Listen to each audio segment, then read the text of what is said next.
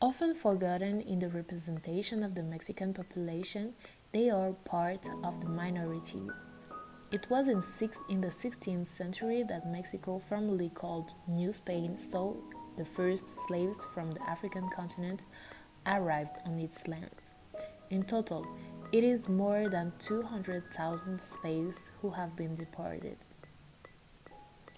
Today, the majority of the Mexican population is of mestizo descent, with most Mexicans identifying themselves as mestizo, with ancestry between indigenous and Spanish. In 2015, 25.7 million Mexicans identified themselves as indigenous, representing 21.5% of the national population. 1.38 million Mexicans describe themselves as being of African descent. The majority of Afro-Mexicans lives in the states of Veracruz, along the Pacific coast, Oaxaca, and Guerrero. Because of the colony and race history, the Europeans classified people based on their skin color and race. In consequence, we can unfortunately still observe the devastating effects of this in our society. After the Mexican Revolution, the erasure of Black Mexican history and this gap between Afro-Mexicans, mestizo, and autochthonous was intensified when European and indigenous lineage, rather than African heritage, were emphasized as sources of national pride. This obviously increased the rates of racism and discrimination. Mexican culture is so rich in material and diversity that without knowing it, we are always surrounded by the Afro-Mexican heritage. My project will be to maintain the main African heritage in Mexico.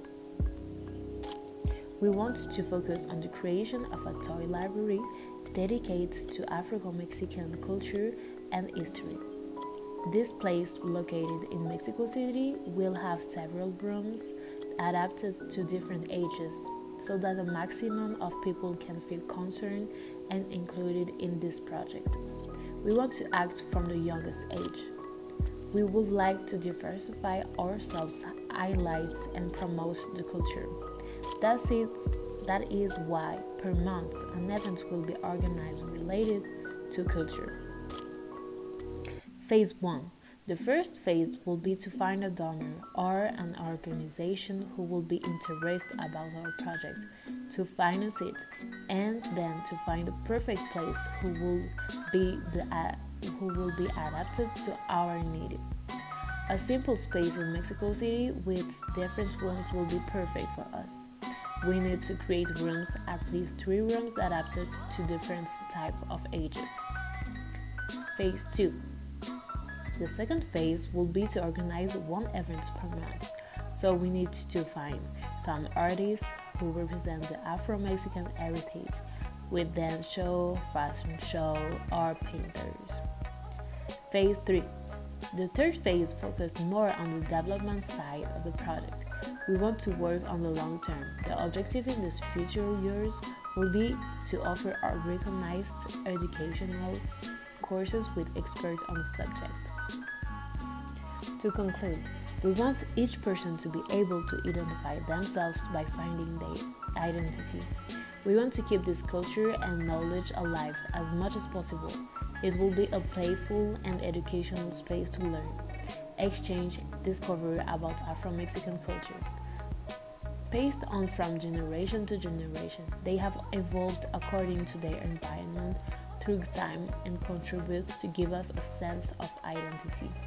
The importance of keeping this heritage alive through time provides a link between the past, the present, and the future. It's very important to me, but also to you, because you too, as a Mexican, are part of this heritage.